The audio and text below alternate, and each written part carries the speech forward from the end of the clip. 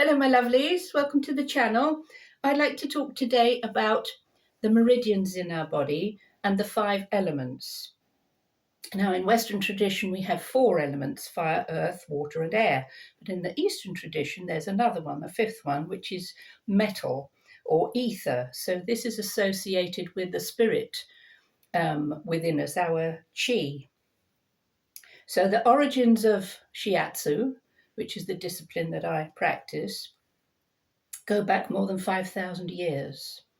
And anyone who poo-poos energy work, just think of if a child falls over and hurts itself, what's the first thing the mother does? She runs to the child, picks it up, hugs it, rubs it, kisses it better. So by studying this over, as I say, 5,000 years or so, the practitioners worked out that if you rub a certain spot that is hurting and you put a certain amount of pressure on it, that relieves the pain or the hurt. So if you rub it too hard, it hurts even more. So if you're more gentle, it would tend to heal much quicker. So a meridian is a channel of energy. If you imagine a hose pipe filled with water, and if you stand on part of that hose pipe, what happens is the water is restricted. So it can start to back up and it can get so full that it wants to explode, so there's too much energy, or it can become stagnant and smelly and stinky. So with each meridian in our body, where there's a blockage of energy, if you imagine taking your foot off that hose pipe, then the energy can flow again. As I say, if there's too much energy and it feels like it really wants to explode, then maybe shaking it up a little bit would be the best solution. But if it's stagnant and you're lacking in energy, then you want to be much more gentle with how you treat the person. There are over 600 meridian points on the body. All in Japanese, and I can't remember them all, but translated into English, a lot of it is to do with gateways. How, if the gate is closed, if you think of a canal gate, and the water is backed up in that, and then when the gate is opened, if it's opened too quickly, there'll be a flood. So if it's opened gently, and the levels start to drop down, then the energies within us can flow more beautifully.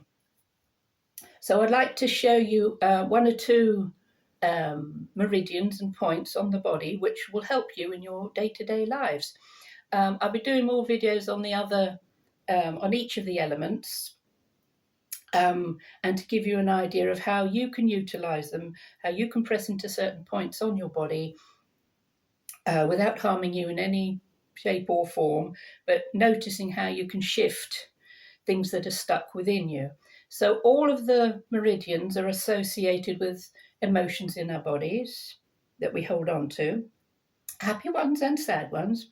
They're also associated with times of the year, times of the day, smells, tastes, and we are in the autumn at the moment, so the 2 meridians associated with the autumn are the stomach and the spleen.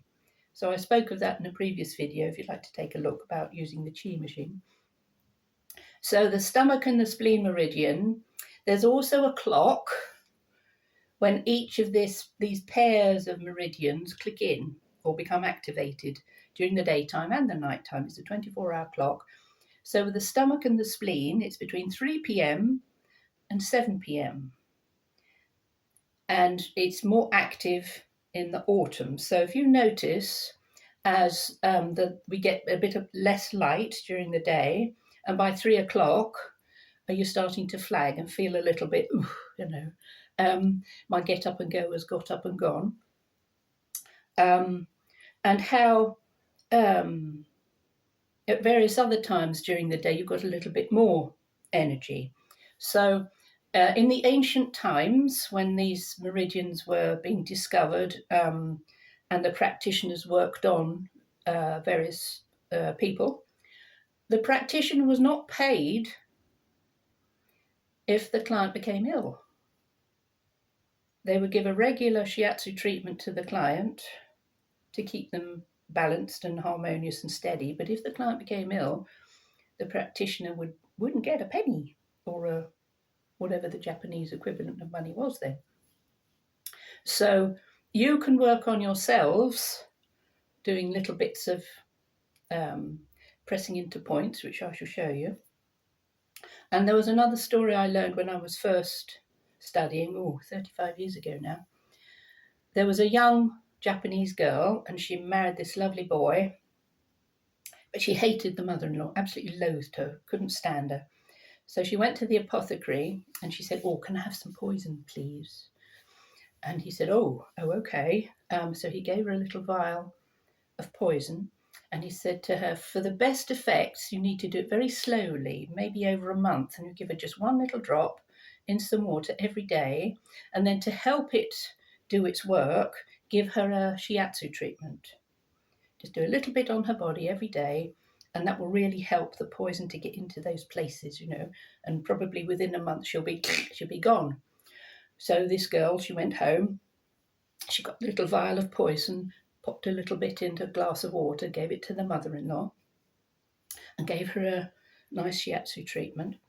Well, after a couple of weeks, she thought, oh dear, and she rushed back to the apothecary and she said, can you please give me an antidote? Please, please. She said, I don't want my mother-in-law to die anymore. She said, we've become very, very close because when I've given her the shiatsu treatment, she seems to have softened towards me, and we really love each other now. So please, please, can you give me an antidote? And the apothecary said, I gave you water.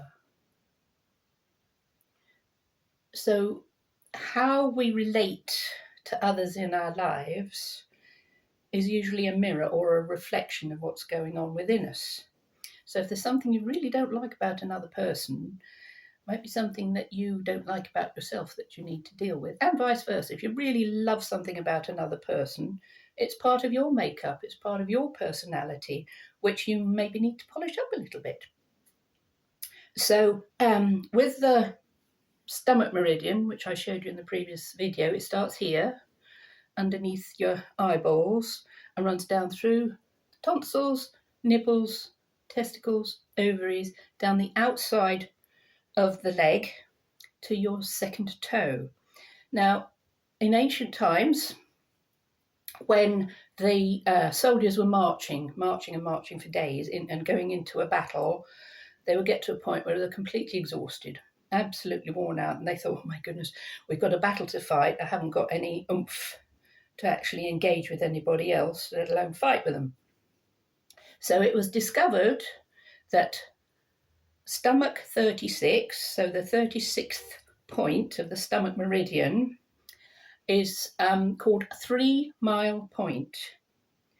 So when that point was pressed, it would give them an extra 3 miles. So it will stimulate your energy, it'll bring your get up and go back again. And what they did was they found a little pebble and a piece of twine or a thong, and they would strap that pebble to the point and twist it so that it pushed straight into that point of the meridian.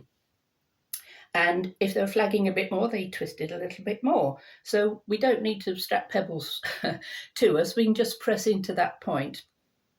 And it is on your both legs. So where you've got the joint, knobbly bits on your legs, so from the knee to the shin of your leg, there's that little knobbly bit, and you use your 3 fingers, not anybody else, but your 3 fingers, and measure down to the bottom of the 3rd finger, and you press into that point. And sometimes it can be quite painful, so there's a need for you to be very gentle. So 7 seconds, release, 7 seconds, release, 7 seconds, release. Give it a go. See how it works for you. Thanks for watching. See you later. Bye.